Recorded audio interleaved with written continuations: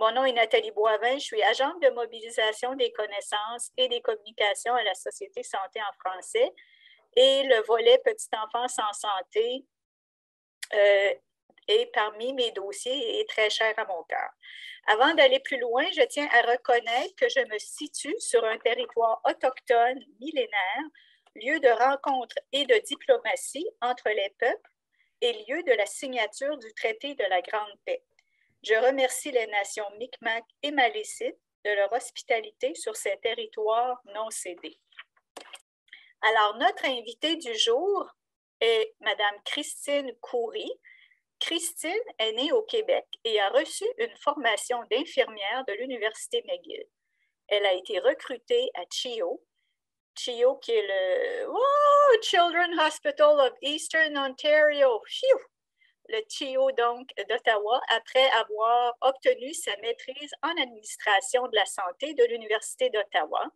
Et elle a dirigé divers portefeuilles visant à améliorer l'expérience des patients, y compris l'équité en santé. Christine est actuellement détachée pour diriger le développement du réseau national de navigation pour nos nouveaux arrivants, communément appelé N4. N4 est une plateforme bilingue qui vise à aider les professionnels à atteindre leurs objectifs afin d'assurer des expériences équitables pour nos réseaux. Canadiens et Canadiennes, pour nos nouveaux Canadiens et Canadiennes, lorsqu'ils ont accès aux services de santé et aux services sociaux. Vous savez, la stratégie économique du Canada s'appuie sur les nouveaux arrivants pour compléter notre main-d'œuvre. De plus, le Canada a poursuivi son engagement humanitaire en faveur des réfugiés, plus récemment venus d'Afghanistan. Les doubles pandémies du mouvement pour la justice raciale et de la COVID-19 ont cependant mis en lumière l'extrême vulnérabilité des nouveaux arrivants et le fait qu'ils ont besoin d'une attention particulière de la part des services de santé et des services sociaux qui ont du mal à assurer des services équitables pour ces derniers. Donc, la communication livrée par Christine Khoury présentera les tentatives d'une ville de supprimer le cloisonnement entre les services de santé et d'établissement, ainsi que la formation du nouveau réseau national de navigation pour nos nouveaux arrivants, N4 ou N4, dont l'objectif est d'aider les professionnels au service des nouveaux arrivants de tous les secteurs à établir des liens, à apprendre et à collaborer. Donc, je suis très heureuse d'accueillir Mme Christine Khoury. Et maintenant, je vais fermer mon écran et je vais demander à Christine de procéder avec sa communication. Et pour vous, participantes et participants aujourd'hui, je vais vous inviter, si vous avez des questions, à peut-être utiliser la boîte de discussion au bas de l'écran pour les inscrire. Et si ce sont des questions brûlantes, je vais les transmettre à Christine. Sinon, si ça peut attendre, on va les traiter dès la fin de la communication de Christine. Mais avant de laisser la parole à Christine, on avait quelques questions pour vous aujourd'hui, pour question de savoir qui est derrière les écrans. On vous voit là, mais Christine étant à sa première rencontre avec vous, elle voulait savoir un peu qui était là. Donc, je crois que j'ai un ange et voilà, vous voyez apparaître des questions à l'écran. Alors, vous répondez, les questions sont anonymes, mais ça nous permet de savoir qui est là. Donc, la première question, c'est « Où êtes-vous aujourd'hui? » Alors, il y a un choix unique. Vous cochez soit dans les territoires, soit du côté de l'Ouest, du centre du Canada, du Québec ou encore de l'Est. En faisant défiler la bande grise sur le côté de la boîte, vous pouvez cocher dans quel domaine vous œuvrez. Est-ce que c'est dans le domaine des services à la petite enfance, de réseau santé en français, de services de santé, de la formation ou de la recherche, des organismes communautaires ou si c'est autre, prière de l'indiquer dans la boîte de clavardage. Et la troisième question, c'est fini après ça. La troisième question est la suivante. Connaissez-vous N4? et équité et diversité en santé du CHIO.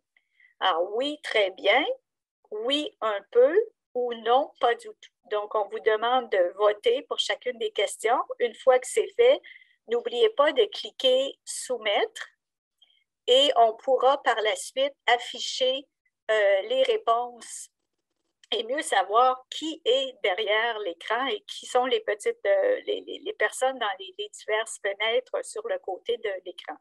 Alors, dès que 70% d'entre vous auront voté, on pourra afficher les résultats. Alors, d'où vous êtes? Ah, 43% d'entre vous venez de l'Ouest. Et regardons ça. 43% du côté de l'Est. On est très équilibré aujourd'hui.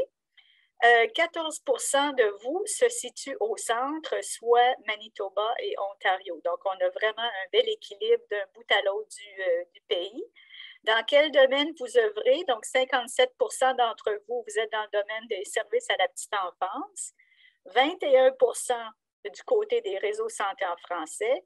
Un autre 21% du côté des organismes communautaires, définitivement très équilibré aujourd'hui dans vos réponses. Et en ce qui a trait à N4 ou N4 et équité et diversité en santé, donc 71% d'entre vous ne connaissiez pas du tout ni N4 et équité et diversité en santé. Donc, c'est génial parce que la communication de Christine va permettre de pallier à cela. Alors, Christine, c'est à vous maintenant. Parfait. Merci beaucoup, Nathalie. Ça m'aide de savoir où est-ce que les gens viennent juste pour, des fois, je change, j'ajoute des petits mots juste pour que ça soit pertinent à tout le monde. Fait que merci. Ma première langue, c'est pas le français. Je suis née à Sherbrooke, Québec, qui était 75% francophone, mais là, puis à Montréal, quand j'étudiais, c'est certainement francophone. Quand tu déménages en Ottawa, tu perds ton français. Des fois, ça fait des semaines que j'ai pas parlé français récemment, mais aujourd'hui, c'était une journée au complet au français, alors que j'ai une table d'avisoire à CHIO pour les francophones qui travaillent à CHIO, plus des familles, et qui me donnent des avis comment améliorer les services pour les Français. Fait que c'était tout à fait une journée en français qui est géniale pour moi. Alors, je vais juste savoir si je peux avancer. Voilà. OK. Je sais que c'est définitivement, j'ai entendu Nathalie que c'est une priorité, les nouveaux arrivants. C'est bien de savoir ça. Des fois, quand je fais ces présentations sur N4 à d'autres services ne sont pas tellement au courant quand ils pensent aux vulnérables au Canada, ils pensent aux LGBTQ, ils pensent aux autochtones, mais des fois, on perd notre vision sur les nouveaux arrivants. Et justement, on augmente les nouveaux arrivants au Canada parce que en moyenne, je pense les couples au Canada, ils ont 1,3 enfants, fait qu'on ne se duplie pas. Alors, notre stratégie économique, c'est d'avoir des nouveaux arrivants qui vont nous aider à soutenir notre économie. Et certainement, on a toujours notre but humain d'avoir de faire le bienvenu aux réfugiés. Donc, c'est ça, justement, ces tensions, on parle beaucoup de l'Afghanistan qui est tellement en douleur. Alors, 1 dans 5 Canadiennes sont nées ailleurs qu'au Canada. Et ce numéro, ça augmente ces temps-ci.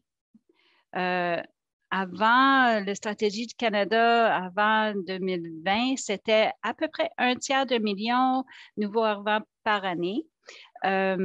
Et durant COVID, certainement, on a fait une pause sur tous les nouveaux arrivants, ou pas mal tous. Alors, tu vois qu'on va essayer de rattraper ce monde-là durant les 3 années prochaines. Fait que justement, on est en filière pour 400 000 personnes cette année de faire le bienvenu. Et certainement, la première partie de l'année, ça commençait, mais là, ces temps-ci, il y a beaucoup de nouveaux arrivants qui arrivent au Canada.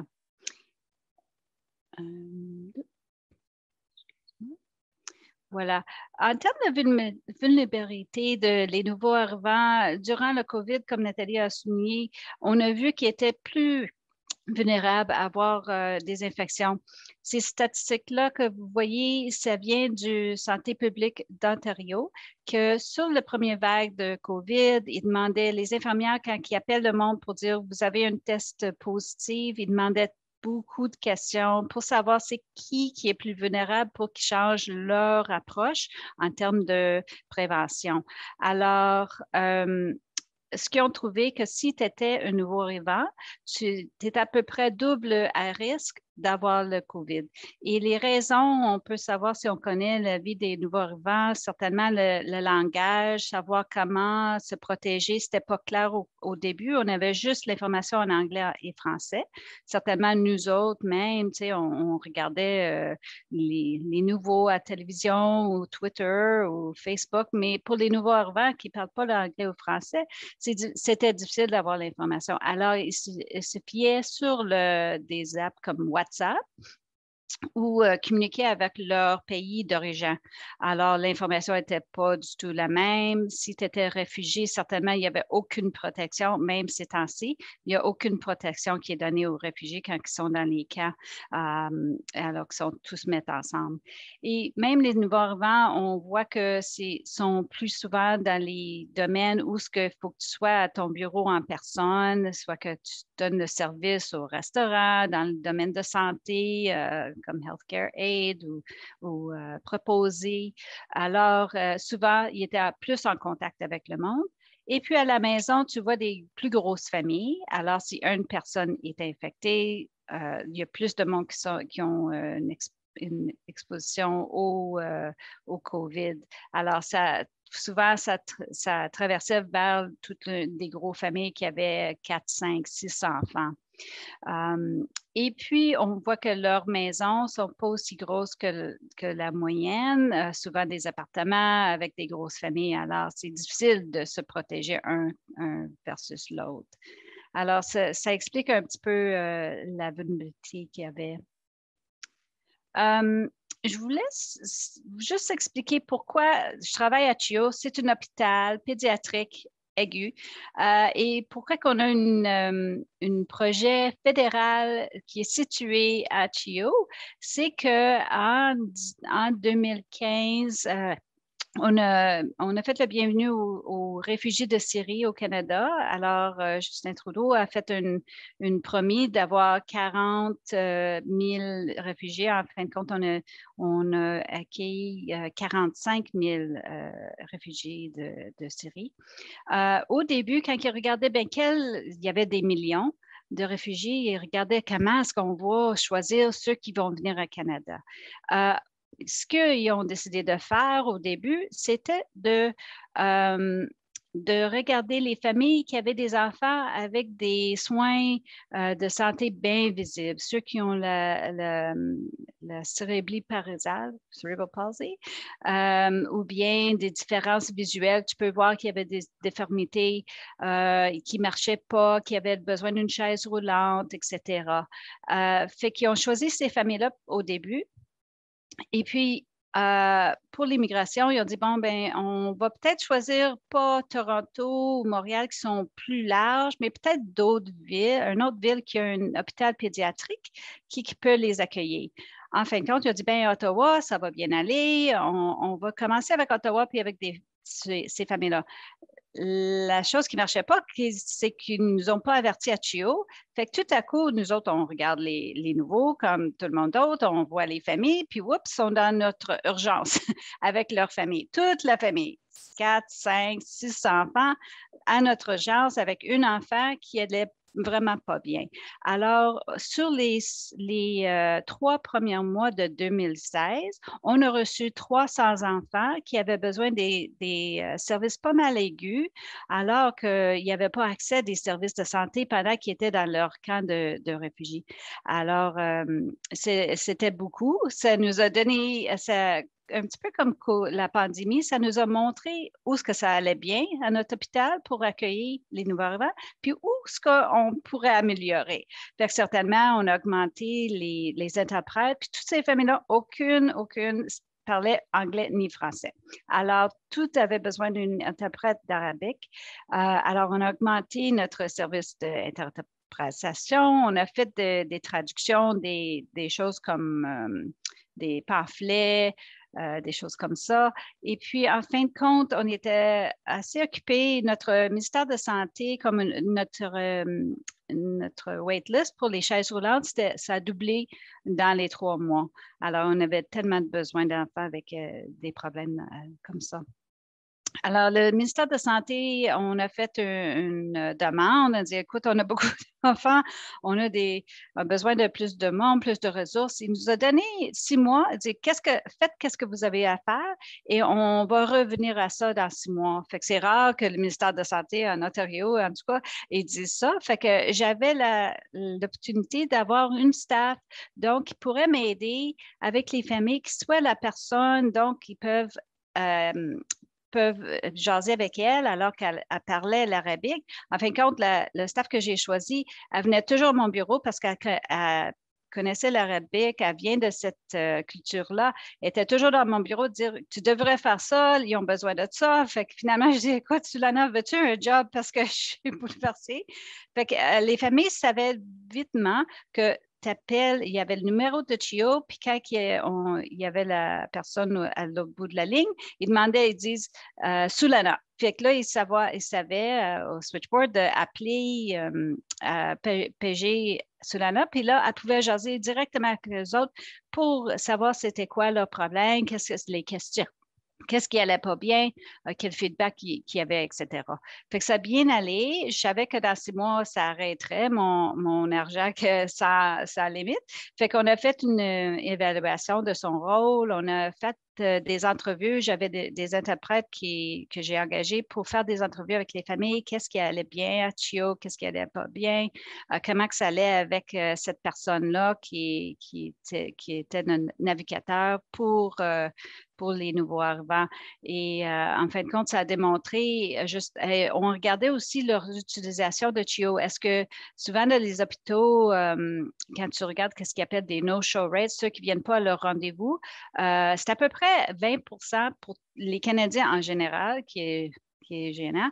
Mais on voyait avec la navigateur, ils venaient à leur appointement, on résolu les problèmes avant qu'ils fassent la décision de ne pas venir, comme souvent les réfugiés ne savent pas anglais-français, ils n'ont pas d'auto, ils ne savent pas comment venir à l'hôpital, ils ne peuvent pas lire pour les autobus, etc. Fait qu'on faisait des démarches pour qu'ils puissent venir avec soit quelqu'un de le settlement sector qui pouvait les accompagner ou bien qu'on donnait des billets de taxi au début juste à temps qu'ils se trouvent bien à savoir comment acheminer par eux-mêmes. Fait que à ce moment-là, quand on a fait ces dépenses et tout ça, notre ministère de Santé a parlé à Migration, qui est fédéral, a dit, écoute, tu as causé ça, tu devrais payer pour ça. À ce moment-là, Immigration, ils ont dit, ben c'est quoi ça que vous faites à Chio, justement? Puis ils ont dit, vous avez bien fait. Est-ce que tu pourrais écrire quelque chose pour qu'on partage ça avec les autres hôpitaux, alors qu'on va commencer à avoir d'autres enfants malades qui vont aller à les autres hôpitaux, plus les adultes. Fait qu'on a fait notre trousse à outils, simplifier le parcours et on a fait des entrevues avec les familles, on a dit comment que j'ai la description de tâches pour Sulana, etc. Fait qu'à ce moment-là, Immigration, on a fait ça sur un site web. Ils ont demandé d'écrire quelque chose, mais j'ai à qui que je vais envoyer ça par la poste? Puis je ne connais pas c'est qui va travailler avec les nouveaux arrivants ou non. Fait qu'on a fait un vite simple site web. Alors, Immigration, il a dit, ben c'est bien intéressant. On a un nouveau processus pour application pour d'autres projets. Tu devrais appliquer. Fait que je me suis assise avec la dame qui a fait la trousse à outils, Sahar. Et quand on a pensé, qu'est-ce qu'on pourrait rajouter à le système? Je trouvais que je travaillais tout seul à CHIO. Je ne savais pas à qui communiquer. Il y a déjà, j'étais certaine qu'ils faisaient du bon travail. On veut partager entre nous. Et puis, aussi, je veux communiquer plus souvent avec les services sociaux pour qu'on travaille ensemble parce que pour les familles, ils trouvent qu'on est dans ce qu'on appelle des silos, puis on ne communique pas assez. Fait que ça, c'était un des feedbacks des familles qui était frustrant pour eux autres, qui ne comprenaient pas nos systèmes. Puis, fait que, aussitôt qu'il y a quelqu'un qui est gentil, qui a un interprète, il donne tous les problèmes. Fait qu'à l'hôpital, on entendait souvent en termes de les appartements où ils étaient positionnés, que c'était sale, que ça ne marchait pas parce qu'il y avait une chaise roulante, je ne sais pas comment utiliser ma banque. C'est pas des problèmes pour l'hôpital, mais on ne savait pas à qui donner ces problèmes-là pour aider les familles. Alors, c'est pour ça qu'on a fait l'appui pour le N4 pour améliorer la navigation pour les nouveaux arrivants. Puis on a notre petite ligne de se connecter, apprendre et collaborer ensemble comme professionnels pour le but d'améliorer les choses pour les nouveaux arrivants. Alors, on a fait l'appui pour un fonds pour 3 ans, puis je ne pensais pas qu'on aurait été du succès, mais en fin de compte, ils trouvaient que c'était une bonne idée, puis on a eu l'argent pour faire le N4. Alors, on a commencé à avril 2019 et ça, c'est Ahmed Hussein qui vient de Somalie lui-même. Il était le ministère d'Immigration le temps qu'on a reçu les fonds. Et ça, c'est juste le petit party pour le lunch là, avec les enfants du Syrie qu'on avait traités, sont là en arrière. On les a invités parce que vraiment, c'est eux autres qui nous ont donné l'inspiration de faire ce travail-là. C'était tellement le fun de les voir. Tu sais, ça, c'est 3 ans plus tard, après leur arrivée, puis les entendre parler de l'école, tu sais, leur petit groupe qu'ils ont. C'était tellement le fun de les revoir en santé, puis comment il y avait du succès dans le Canada. Alors, c'est pour ça qu'on est situé à CHIO. Notre président, Alex, il est très fort sur les déterminants de santé qui sont plus larges que les services de santé. Maintenant, le ministère a changé. On verra la semaine prochaine, on va peut-être avoir un autre ministère d'immigration, mais présentement, c'est Marco Mendicino. Et puis, on a un partenariat avec une université. Quand que j'avais Sulena qui travaillait avec moi, elle avait toute la passion du monde. Elle avait le langage, mais c'était pas quelqu'un qui était enseigné dans ce monde-là. Alors, je voulais quelque chose, une éducation que les professionnels pourraient faire durant leur temps. On sait que tous les professionnels, on est tous occupés. Fait quelque chose qu'ils pouvaient faire, qui est flexible, que ça soit tout partout au Canada. Alors, on voulait que ça soit par Zoom. Imagine, dans 2018, quand on parlait avec des universités, ils disaient, ben non, c'est pas possible de faire des éducations comme ça à l'université. Mais Saint-Paul, ils ont dit, ben, on va faire ça, là, on va s'occuper de ça, on va être sûr que ça va marcher. Aussi, on voulait une université qui était bilingue pour avoir le service partout au Canada, et puis qu'il y avait de la connaissance déjà dans les sujets. Alors, on a regardé les différentes universités, les cours qu'ils donnaient, et puis en fin de compte, c'était la meilleure partenariat, puis sont tellement géniaux avec nous, c'est le fun avec Saint-Paul. Puis je vais expliquer un petit peu plus de l'éducation tantôt. Alors, on a une petite équipe de 10 personnes. Donc, je suis une de 10 en dessous de moi. Je garde toujours, je travaille 3 jours à la semaine sur N4 et les deux autres jours, je travaille avec CHIO pour améliorer leur équité, donc les services pour les francophonies, les LGBTQ, les autochtones, etc. Bon, le réseau, on est à peu près, mon Dieu, on a eu beaucoup de monde qui sont venus cette semaine. Fait je pense qu'on est à peu près 660 professionnels partout au Canada qui sont membriétés. D'où ce qui viennent, certainement, le santé, ça c'est à peu près un tiers. Puis 40%, je dirais, les services sociaux. En dessous de ça, l'éducation, aussi le monde qui travaille en des cliniques légales avec les nouveaux arrivants. On a aussi l'Académie de l'université, à cause qu'ils ont fait beaucoup de recherches avec les nouveaux arrivants, comment est-ce qu'on peut améliorer les services, mais souvent, ces recherches-là, ils présentent ça à une conférence, puis ça reste là, puis ils sont frustrés que ça n'influence pas la manière que nous autres, on fait notre travail. Alors, ils sont des forts partenariats qui nous aident à donner de l'information à nous autres qui sont ce qu'on appelle les frontline. Et récemment, cette année, on est avec les organismes encadrés d'établissement pour qu'on ait une bonne plateforme pour tout le monde, tellement de ressources, mais on veut que ça soit plus connu. Alors, c'est pour ça que cette année, on concentre sur les organismes comme SSF qui nous a mis en contact avec vous. Alors, notre vision vraiment pour N4, c'est que tu sois accueilli en Ottawa ou en Nouveau-Brunswick, en Alberta, que vous avez la même chance d'avoir des services qui marchent bien en services de santé et social, parce que la manière qu'on fait ça de notre mission, c'est d'avoir une plateforme pour les professionnels qui sont à l'aise, parce que souvent, on a des petites communautés où ce que peut-être tu es la seule personne où tu ne travailles pas tellement avec les autres, mais tu es un nouveau arrivant puis tu veux faire ton meilleur. Fait que tu vas avoir accès aux mêmes ressources que les autres qui sont peut-être dans des grosses villes. Et même nous autres qui sont dans des plus grosses villes, ce n'est pas toujours évident comment les aider. Fait que pour le N4, on a deux approches, un en termes d'éducation, puis l'autre pour collaboration. En termes d'éducation, on a 4 différentes parties que je vais expliquer. Justement, le programme de l'Université de Saint-Paul, c'est un programme, comme j'ai dit, en ligne. Ça dure 1 an. Maintenant, c'est comme 15 mois de duration.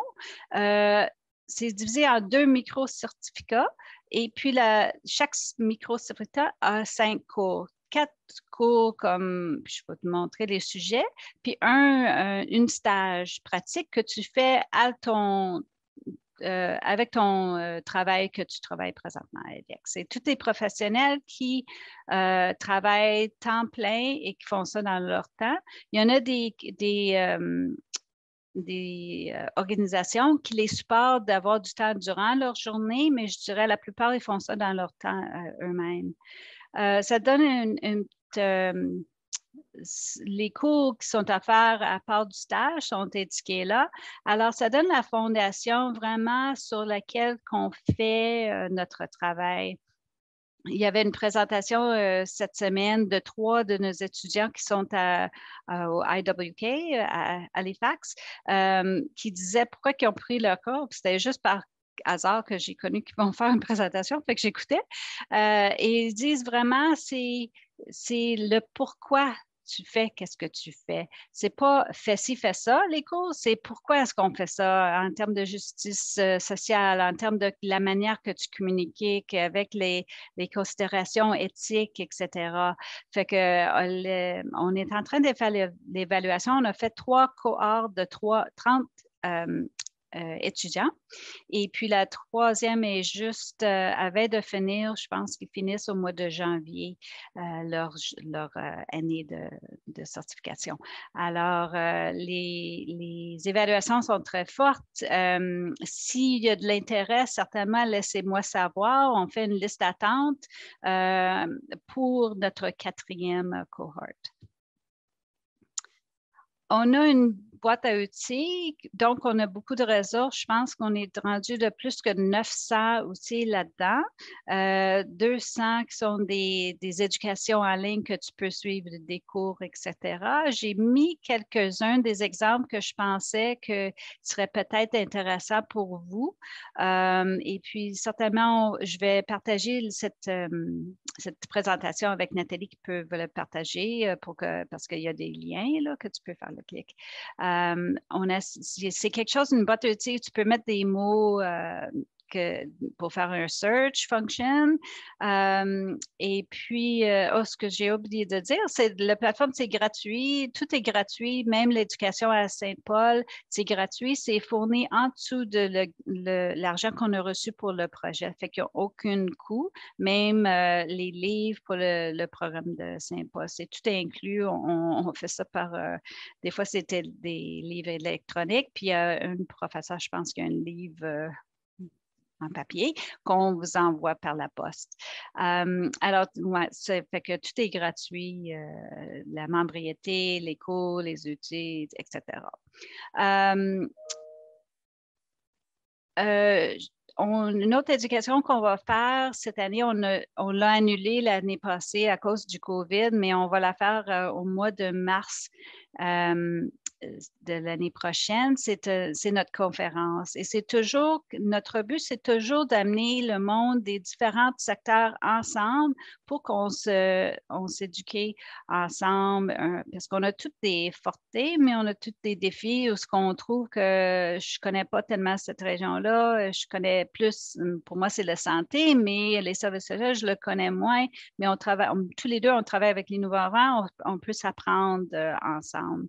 Alors, l'appel de résumé est ouverte maintenant jusqu'au 8 novembre. Si vous voulez faire une application, je vous encourage. Il y a plus d'informations sur notre site web à part de ça. La deuxième partie qu'on fait, c'est la collaboration. On veut que le monde se collabore ensemble et puis trois manières qu'on fait ça. On a un lieu de rencontre, ça c'est on a fait ça, je voulais que ça soit assez facile, je ne suis pas tellement technique moi-même. Fait qu'on a fait ça pour que ça ressemble à les fonctions de Facebook. Fait que tu peux faire un post, tu peux l'aimer, tu peux répondre et même tu peux faire encore un search pour trouver est-ce que quelqu'un a déjà parlé d'interprétation, puis tu peux faire un search puis de regarder les discussions qui sont déjà passées. Récemment, on a commencé, on a eu du feedback des francophones qu'on voudrait avoir pour nous autres à jaser en français. On aimerait avoir un groupe pour les francophones. Fait qu'on vient juste de former ça, puis je vous encourage à nous rejoindre là-dedans. Certainement, les autres groupes, il y a un groupe général, puis il y a d'autres groupes je veux parler avec les autres qui travaillent en pédiatrie, je veux parler avec d'autres qui travaillent dans les hôpitaux, etc. Fait qu'il y a différents groupes, puis tu peux être membre de tous les groupes que tu veux. Aussi, ce qui est peu différent de d'autres que j'ai vus, tu peux partager des ressources. Fait que si quelqu'un dit j'aimerais ça avoir un pamphlet sur, je ne sais pas, les nouveaux arrivants et les petites enfances, tu peux partager des références un à l'autre en attachant à le post que vous faites.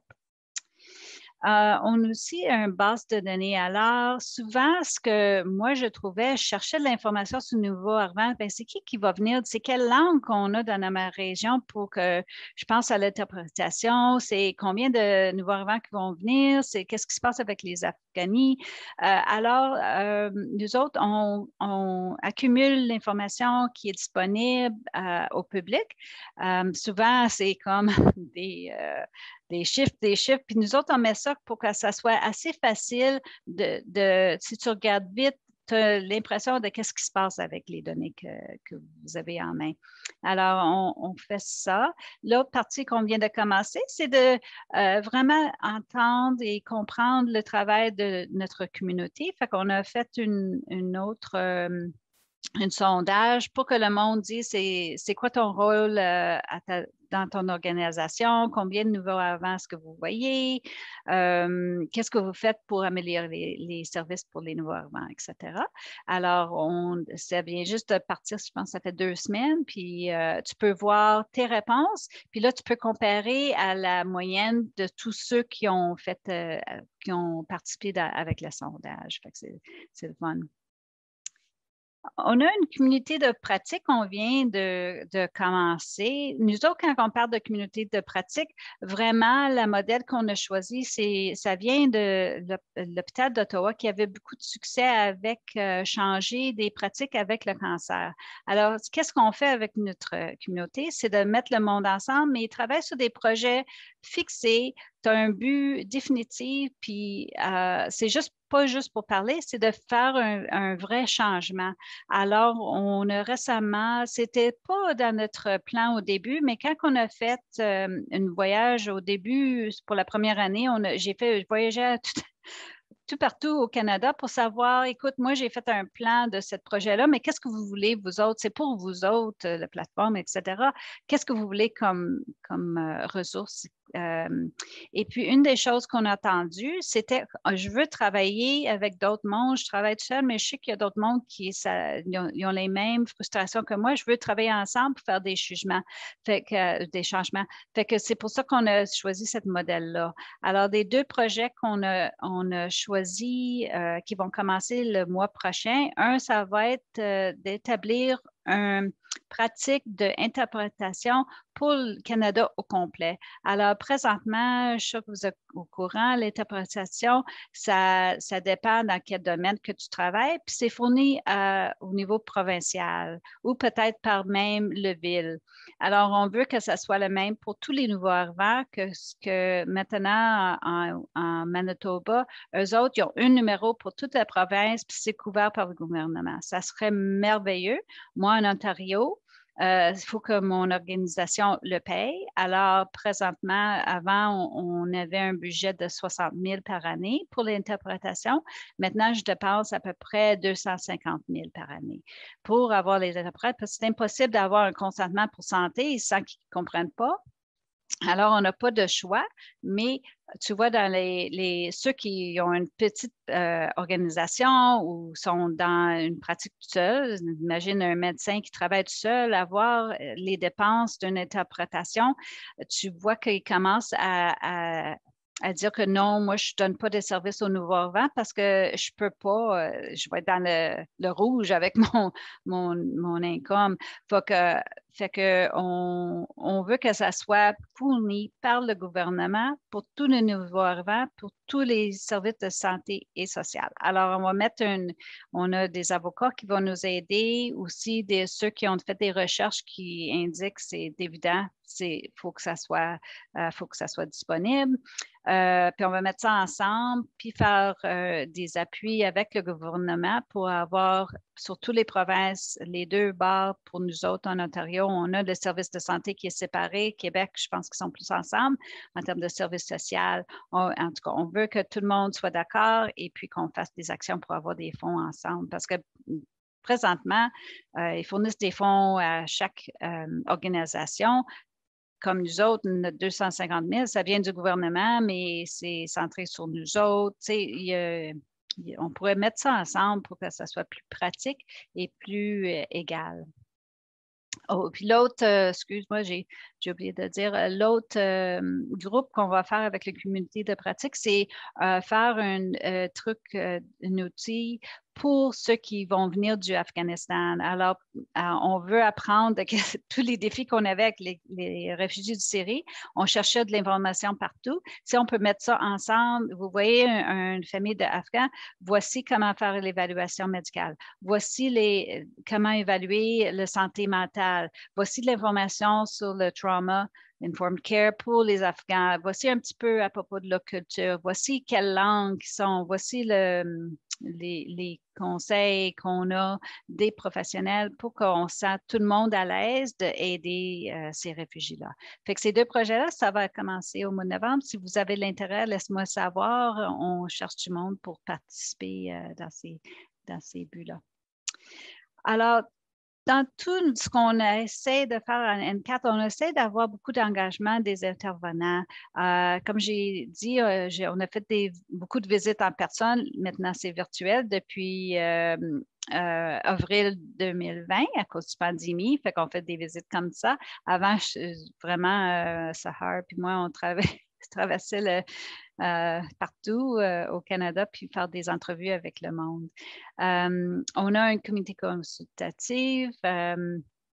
La conférence, certainement, on fait beaucoup de consultations. Quand on a une demande d'une personne, on fait beaucoup de consultations pour savoir c'est qui est la meilleure personne, qui s'appelle expert en matériel, qu'on peut les demander des informations sur vos pratiques, etc.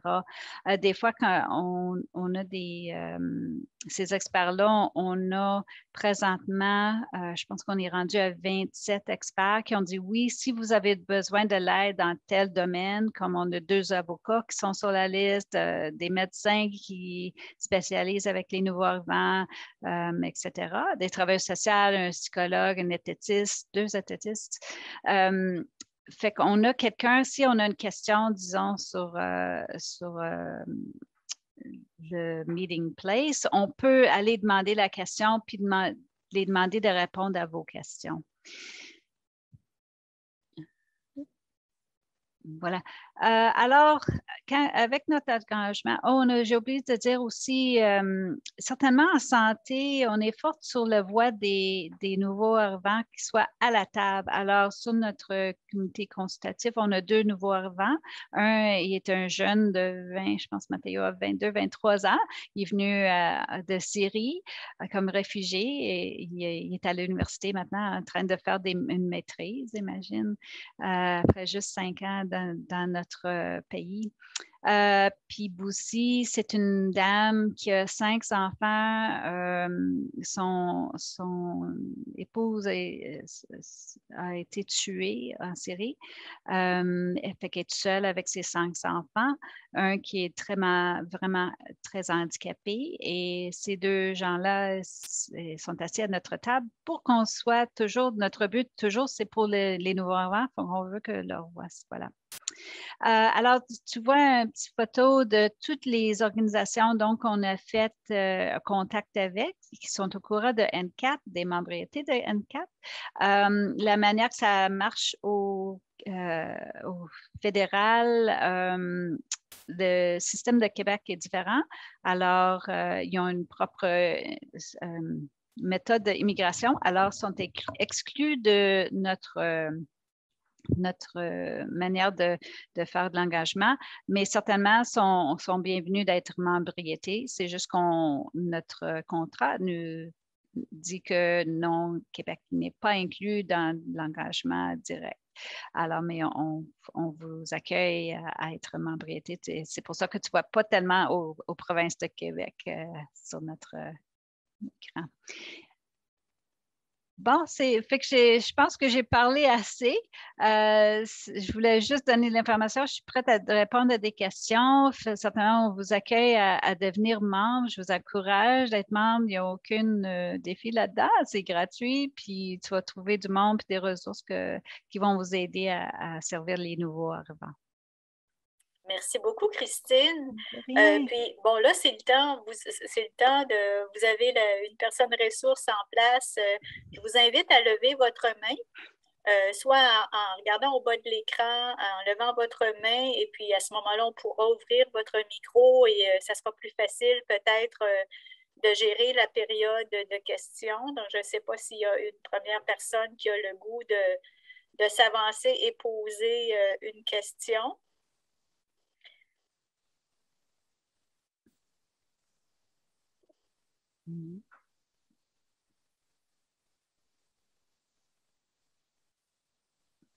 Sinon, vous pouvez aussi utiliser la boîte de discussion si vous êtes plus à l'aise en utiliser la boîte de discussion au bas de l'écran, puis de rédiger votre question ou quelques mots, ou simplement dire que vous voulez parler, et puis on vous invitera à prendre la parole définitivement. Oui, Amira, du côté du Nouveau-Brunswick, allez-y. Oui, bonjour tout le monde. Amira Kedri, district scolaire francophone sud du Nouveau-Brunswick. Et c'est ça, j'ai juste une petite question. Moi, c'est plus le domaine de la santé. Excuse-moi, de l'éducation. Alors, je pensais, C'est sûr que lorsqu'on parle de l'intégration et l'inclusion des nouveaux arrivants et les services aux nouveaux arrivants, tous les domaines se connectent et il faut qu'il y ait avoir une connexion entre tous les domaines, sinon il faut une collaboration, un travail étroit avec, entre les personnels de tous les domaines pour pouvoir aider les nouveaux arrivants. Mais est-ce que les services que vous offrez et toutes les discussions et les projets, c'est vraiment plus concentré sur, parce que j'ai vu santé et établissement des nouveaux arrivants, mais je n'étais pas certaine, est-ce que l'établissement, c'est dans le domaine de santé encore ou l'établissement en général, vraiment dans tous les domaines, que ce soit éducation ou autre? Mm-hmm. Certainement, il y a des établissements qui sont concentrés tout leur travail, c'est l'établissement des nouveaux arrivants qui appellent en anglais le settlement sector. Fait que eux autres, tu es assigné à quelqu'un, ils t'aident avec ouvrir une compte de banque, etc. Où est-ce que tu vas à l'école, trouver une maison, etc. Certainement, j'aurais dû souligner on n'avait pas, quand on a commencé le projet, je n'étais pas au courant de tellement l'éducation. Certainement, je sais qu'en anglais, ça s'appelle Swiss Workers, Settlement Workers in Schools, que ça existait. Alors, ce n'était pas planifié, mais on donne le bienvenu à l'éducation aussi.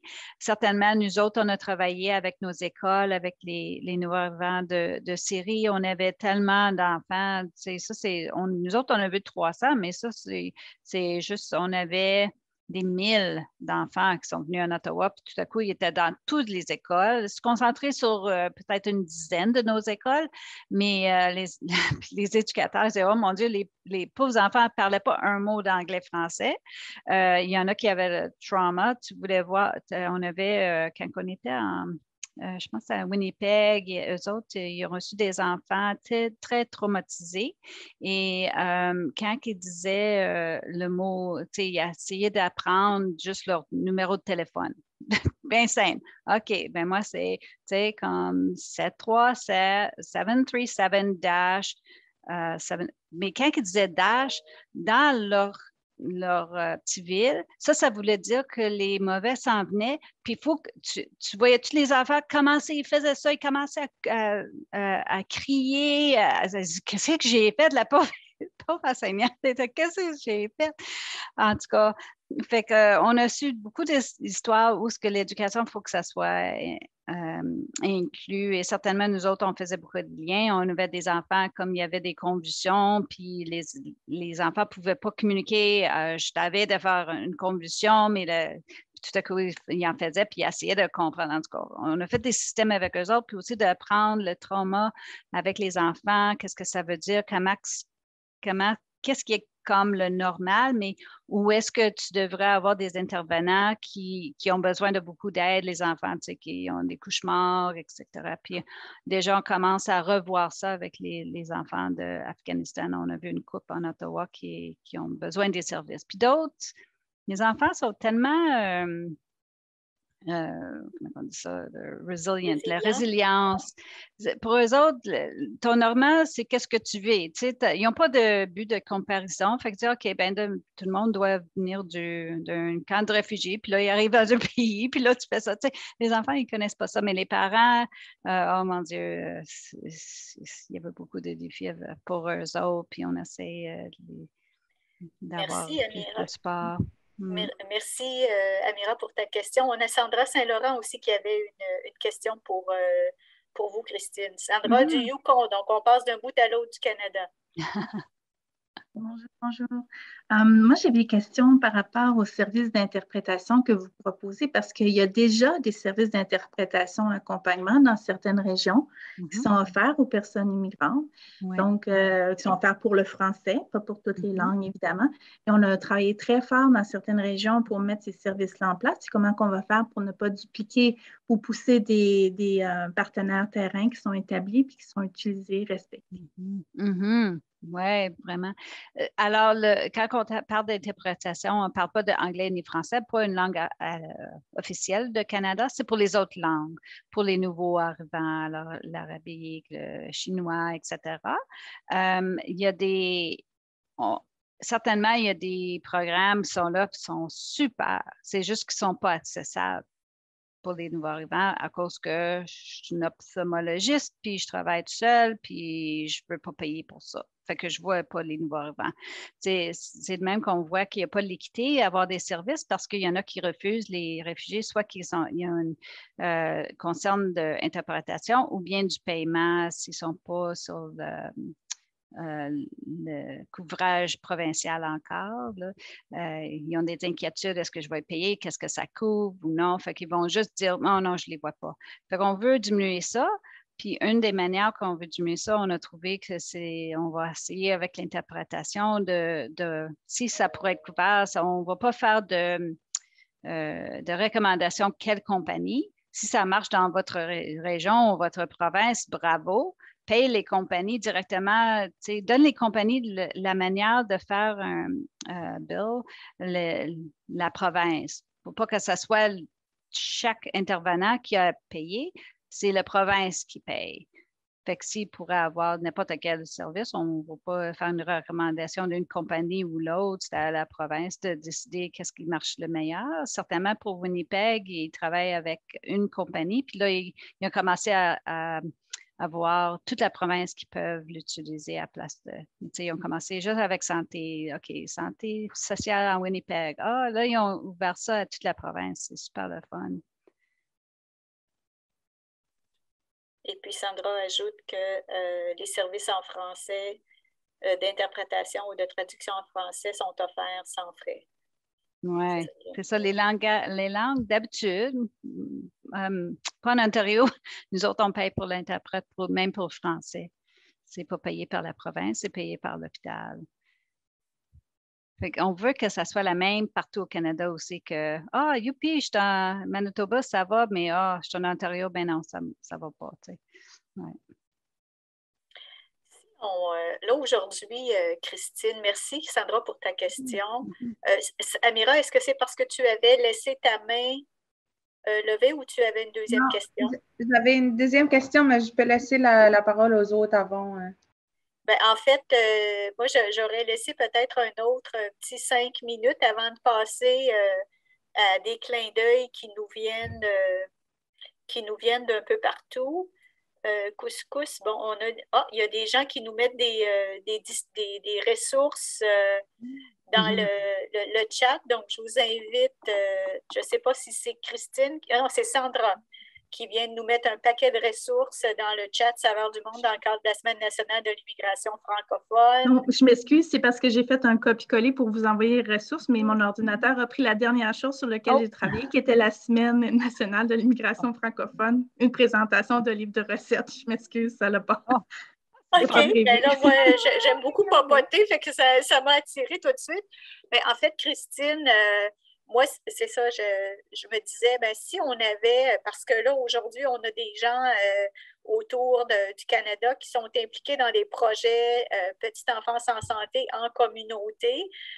Comment est-ce que tu suggères que ces gens-là puissent utiliser ce que tu viens de nous présenter, ou est-ce que tu aimerais avoir un input particulier? Je sais que tu nous as invités à prendre part à la communauté de pratique. Tu nous as aussi invités à faire partie du groupe d'échange francophone pour commencer à mousser davantage l'échange au niveau des francophones de bout à l'autre du pays. Mais s'il y avait un message ou un élément clé que tu aimerais qu'on retienne de ta présentation aujourd'hui, en pensant à la communauté, surtout à tout ce qui peut être offert en service à la petite enfance en communauté, qu'est-ce que ce serait, Christine?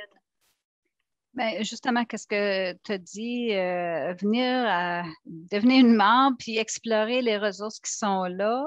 À peu près, j'avais demandé le chiffre de mon équipe, ils m'ont dit 18% des ressources sont en français sur notre site web. Je sais que toujours il y a un manque de ressources en français, comparaison ceux qui sont en anglais.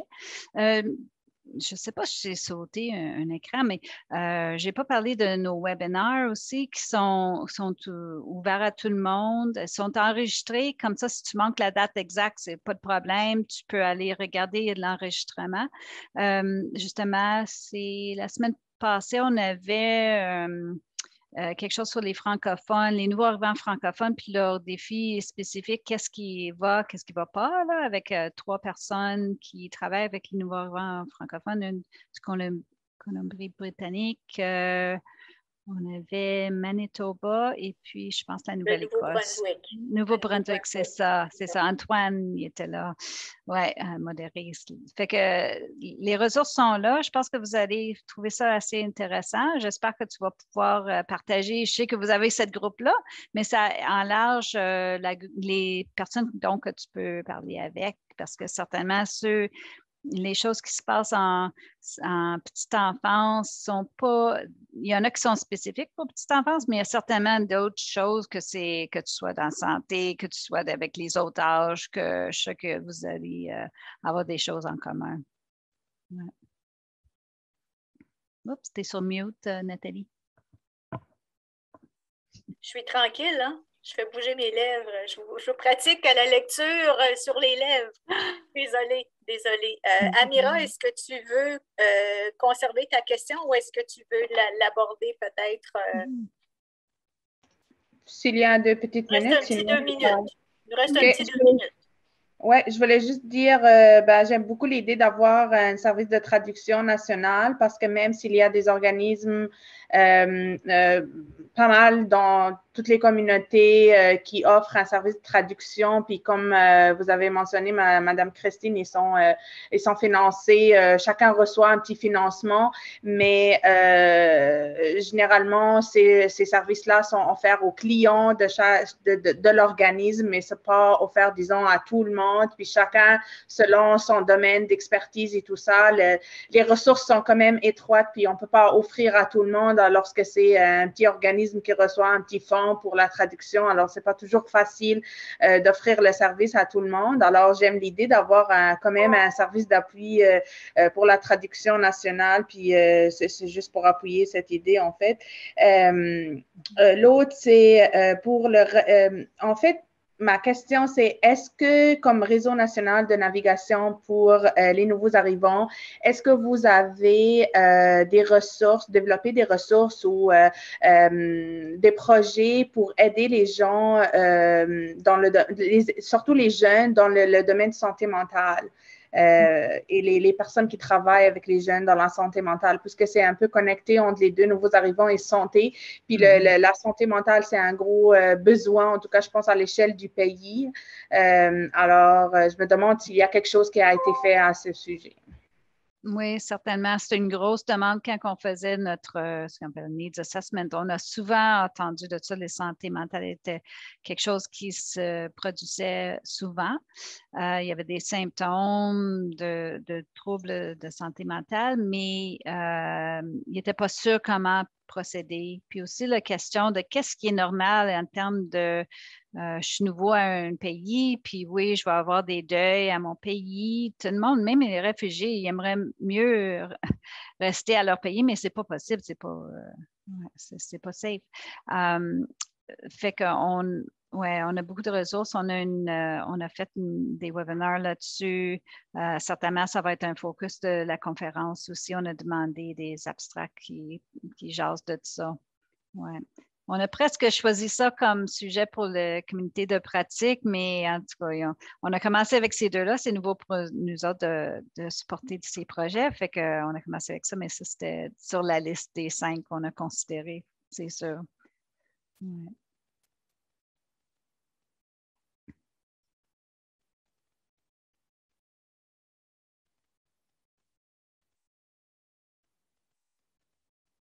Tu es sur mute encore, Nathalie.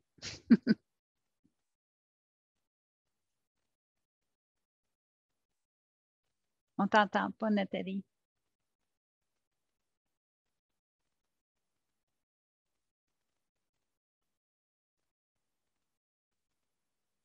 Alors, je disais donc, et maintenant, nous allons passer à des clins d'œil de différents coins de pays. Et on a une première intervenante qui est Amira Kedri, qui s'est déjà présentée brièvement, qui est coordonnatrice des services d'accueil et d'accompagnement des nouveaux arrivants pour le district scolaire francophone du Sud du Nouveau-Brunswick, qui va nous partager de ses expériences en tant que coordonnatrice des services d'accueil. Donc, je lui cède la place, Amira, à toi. Merci, Nathalie. C'est déjà mon tour. Oh my God. OK. Je ne pensais pas que c'est juste c'est moi maintenant, mais bon, je suis prête. Alors, je vais vous partager un peu,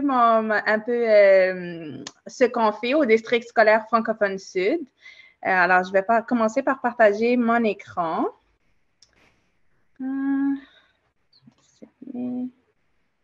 Et pendant qu'Amira procède, j'ai ouvert mon micro cette fois-ci rapidement. Pendant qu'Amira procède, je veux juste vous inviter, s'il y en a d'autres dans d'autres coins du pays qui aimeraient prendre du temps pour partager leur expérience, vous êtes bienvenus à l'indiquer dans le clavardage, puis on va définitivement vous faire de la place pour vous entendre. Je ne parlerai pas davantage, Amira, je te laisse tout le temps. Je te laisse le temps que tu as besoin. Pas de problème, merci. J'ai essayé de partager, mais je ne sais pas pourquoi ça ne fonctionne pas. Là. Je vais faire le plan écran. Non, je n'arrive pas. Est-ce que vous pouvez voir mon écran? On peut voir ton écran, mais il n'est pas en mode présentation, mais c'est correct. Tu peux. Ouais. Ah, oui, OK, c'est bon. C'est parfait. C'est parfait. Parfait. Je vais commencer par dire que s'il y a des personnes qui... j'ai demandé à Nathalie si elle peut nous prendre une petite photo pendant ma présentation pour faire une belle publication concernant notre participation comme district scolaire francophone sud à cet événement. Alors, s'il y a des personnes qui aimeraient pas être dans la photo, n'hésitez pas à fermer votre caméra. Bon, alors, c'est ça, je vais vous parler des services d'accueil et d'accompagnement des nouveaux arrivants au district scolaire francophone sud. Et pour vous parler de nos services, il faudrait premièrement, je commence un peu à parler de le Nouveau-Brunswick et le système d'éducation ont plus présenté aussi notre district. Juste une idée générale un petit peu. Alors, au Nouveau-Brunswick, on a deux systèmes d'éducation. On a le système, une dualité. Alors, on a le système francophone, le système anglophone et deux secteurs. Puis, dans le secteur francophone, on a trois districts francophones. On a le francophone nord-est, francophone nord-ouest et le francophone, le district scolaire francophone sud où je travaille. Alors, au district scolaire francophone sud, on est le plus grand district francophone dans la province. On a le plus vaste territoire et on reçoit à peu près 53% de la population étudiante francophone au Nouveau-Brunswick. On a 37 écoles réparties un peu sur des zones urbaines et rurales. On a 177 garderies qui font aussi partie du district scolaire francophone sud. Et on a 500, à peu près 15 500 élèves dans nos écoles qui... juste les écoles, je n'ai pas inclus les chiffres pour les garderies. Et on a 1400, dans les 15 500, on a 1400 élèves issus de l'immigration. Alors, élèves issus de l'immigration, juste en particulier, on a, ils viennent de 104 pays selon notre base de données maintenant. que j'ai vérifié aujourd'hui. Alors, aujourd'hui, on a, c'est ça, 104 pays et on a 56 langues parlées, autres que le français ou l'anglais, les langues parlées à la maison. Alors, on a quand même une très belle diversité dans notre district. C'est vraiment, on le considère toujours comme une richesse. Puis, nos enfants, ils ont différents statuts. Ça peut être des résidents permanents, des visas études ou visas de travail pour les parents ou autres. Qu'est-ce qu'on a fait au district scolaire francophone sud, puis qu'est-ce qu'est un peu notre cheminement, notre parcours dans l'accueil, l'accompagnement des nouveaux arrivants? Alors, en fait, en 2018 et jusqu'à 2019, on n'avait pas vraiment beaucoup de services et à partir de 2016, avec l'arrivée des Syriens, on a vu une augmentation très importante dans nos chiffres et le nombre d'inscriptions d'élèves nouveaux arrivants. Mais on était, disons, dans l'urgence. On faisait vraiment on essayait de naviguer avec ce qu'on avait, puis c'était pas vraiment facile. Puis on faisait beaucoup appel au centre d'accueil dans les différentes régions dans notre territoire et on collabore avec tout le monde, mais c'était pas facile pour le domaine de l'éducation, c'est pas facile pour les écoles, pour les garderies. Ce nombre important de nouveaux arrivants qui arrivent tout presque en même temps. Avant, c'était quand même un petit peu à la fois. C'est pas le Nouveau-Brunswick, c'est pas comme d'autres provinces au Canada où ça fait des générations et des générations où on reçoit des milliers de nouveaux arrivants. C'est quand même assez nouveau, Nouveau-Brunswick. Alors, c'était jusqu'à 2019, on avait vraiment au district scolaire francophone sud, on avait une toute petite équipe de 2 personnes qui travaillent pour les nouveaux arrivants. Il y avait moi et il y avait moi comme conseillère à l'accueil et recrutement et il y avait une personne qui était agente pédagogique pour les nouveaux arrivants. C'est tout pour tous les services, puis on était juste avec des partenaires, on essaie de travailler avec tout le monde, mais c'était pas facile. En 2019, on a fait une demande de financement à Immigration, Réfugiés, Citoyenneté Canada pour offrir le programme des travailleurs d'établissement dans les écoles. Et depuis 2020, on est le seul district dans la province du Nouveau-Brunswick qui a le financement d'IRCC pour offrir ce programme et on offre une panoplie de services pour l'accueil et l'accompagnement des nouveaux arrivants. Et je vais vous parler un peu plus tard dans cette présentation qu'est-ce qu'on offre plus en particulier, vous partager un peu nos expériences. Alors, c'est ça. Comme j'ai dit, entre 2018, on était 2 personnes. 2021, maintenant, on est à 12 personnes dans l'équipe qui accueille et accompagne les nouveaux arrivants au district. Tous nos services sont pour les jeunes et les élèves, les jeunes, les enfants et les parents. Et principalement, on a le programme des travailleurs d'établissement avec 8 travailleurs et travailleuses d'établissement dans les écoles. Nos nouveaux arrivants, je dirais qu'ils sont quand même concentrés dans certaines régions. Alors, on a 37 écoles, mais on a des écoles qui reçoivent beaucoup plus que d'autres. C'est plus les centres urbains et tout ça. Alors, quand même, on réussit à gérer bien avec l'équipe qu'on a, mais on offre quand même des services dans toutes nos écoles et pour accompagner toutes nos familles. Et on collabore avec tous les services communautaires. En fait, on collabore avec les autres partenaires aussi. Je vais vous parler de ça un peu plus tard aussi. On a aussi un agent de développement de ressources qui fournit les ressources pour les travailleurs d'établissement qui développent des ateliers, des sessions d'information, des webinaires, tout ça sur différents sujets. Et on a un accompagnateur en littératie numérique qui offre des services pour les parents. Surtout depuis le début de la pandémie, on a remarqué que c'est un besoin crucial d'accompagner certains parents avec la technologie. C'est primordial maintenant pour les enfants en temps de pandémie. Si tu veux, si l'école ferme, ils vont aller faire l'école de la maison. Puis si les parents ne peuvent pas accompagner leurs enfants, c'est un gros défis, puis l'enfant ne peut pas faire les études, puis nous, on ne peut pas se déplacer dans les maisons pour aider l'enfant et tout ça. Alors, c'est très, très important ce service pour nous. On a deux principaux programmes qu'on offre, mais on a aussi d'autres choses que je vais vous parler après qu'on a fait dernièrement. Mais on a deux principaux programmes. Alors, le programme des travailleurs d'établissement dans les écoles avec les 8 personnes. Et on a les formations en littératie numérique. On offre deux types de formations. Formation vraiment de base pour les personnes qui n'ont aucune connaissance en littératie numérique. C'est toujours pour les parents qui ont des enfants dans le système d'éducation francophone et dans notre district. Et on a une formation plus avancée pour ceux qui ont besoin de plus d'accompagnement avec Teams et les moyens de communication virtuels.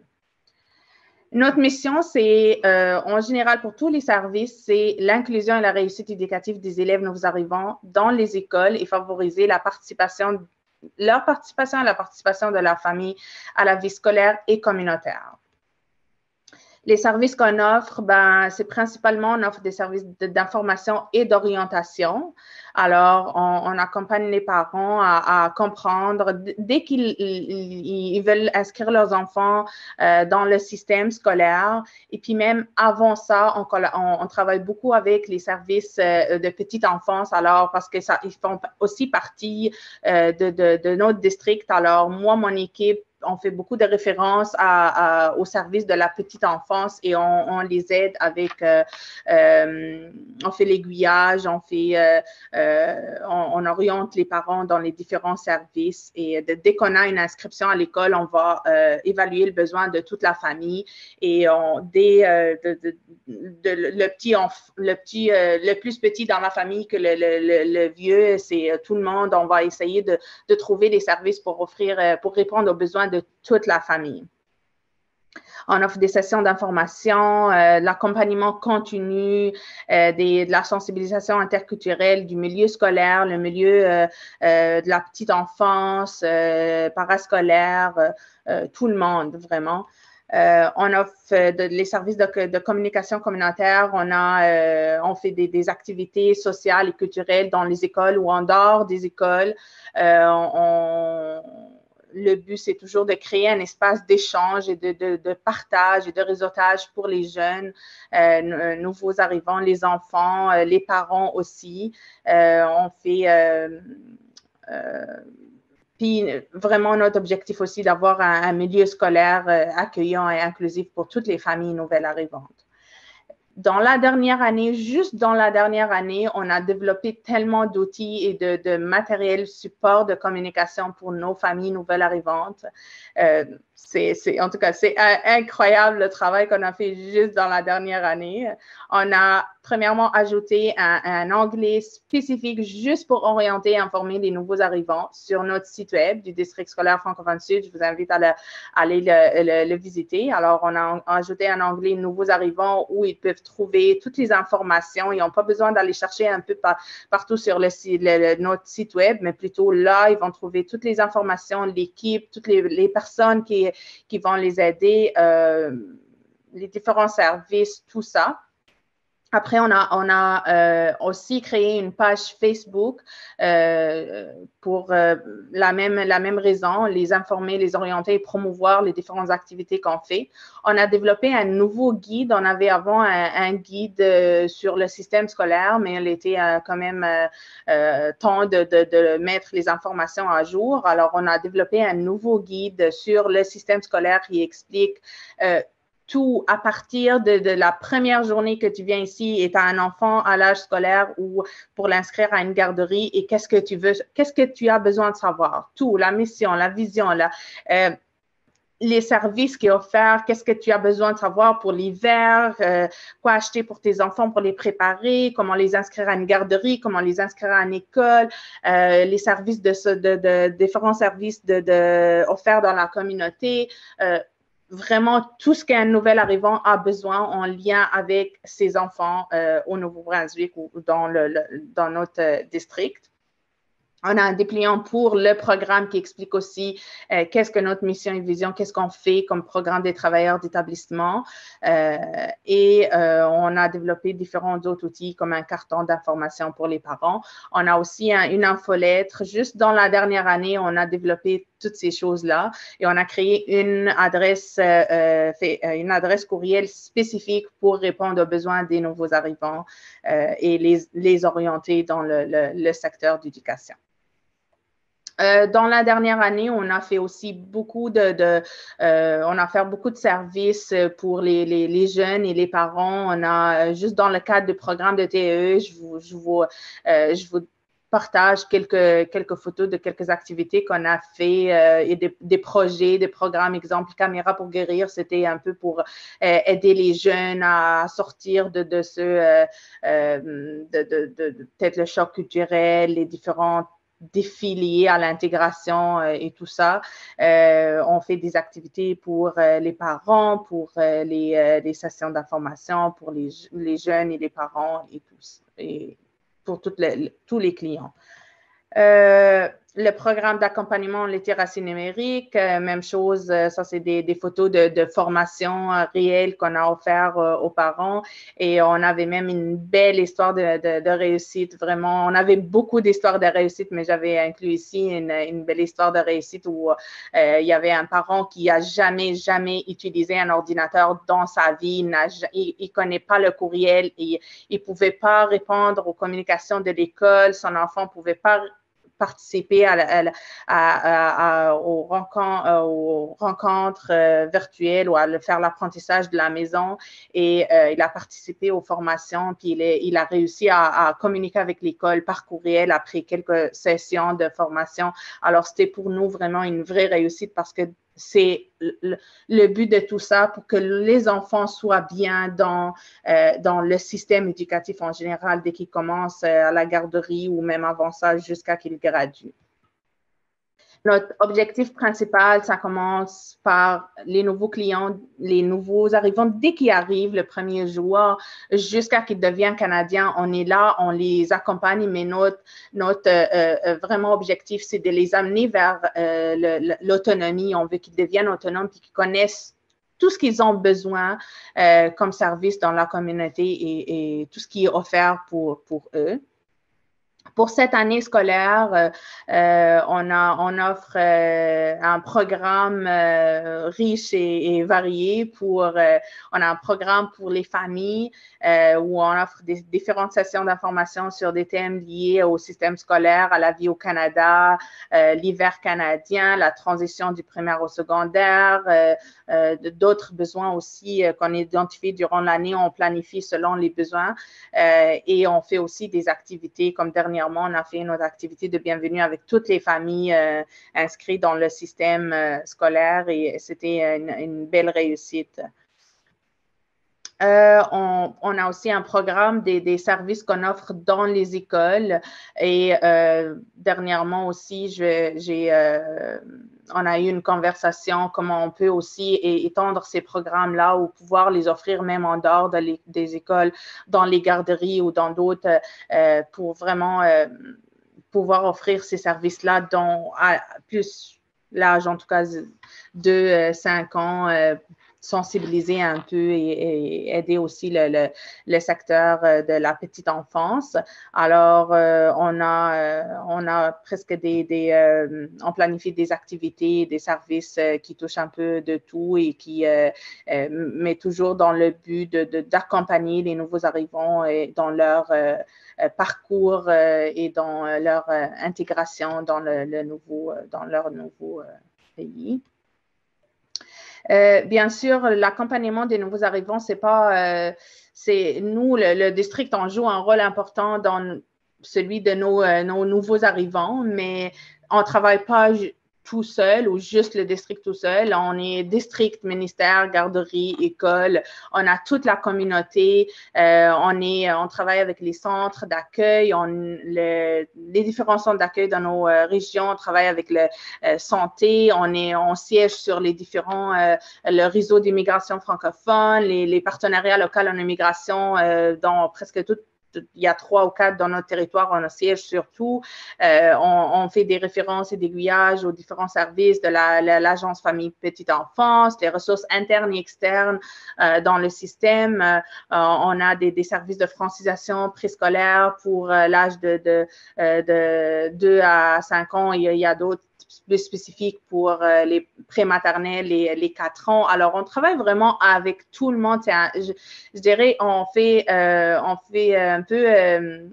on fait le lien, nos agents, nos travailleurs d'établissement, on les appelle les agents de liaison famille-école parce qu'on trouve que c'est vraiment, ils font le lien entre la famille et l'école, mais ils font aussi un grand lien avec tous les services qui sont offerts de la communauté. Puis c'est important pour nous, on travaille en tout cas avec tout le monde dans la communauté et c'est comme ça comment pour nous, on peut aider nos nouveaux arrivants. Puis je pense, dans je dirais dans une année et demie, on a quand même réussi à faire beaucoup, beaucoup de belles choses et on a des bons plans aussi pour les futurs, pour nos clients.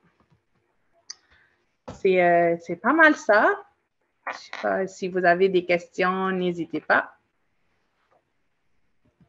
Eh bien, moi, je me dis un grand merci, Amira, un grand merci, Christine. Vous pouvez définitivement ouvrir votre caméra. Puis là, oui, levez la main si vous voulez interagir. Mais là, je vois définitivement des liens. Il devrait y avoir des vases communicants entre les ressources présentées par Amira, puis la possibilité de meubler ou garnir davantage N4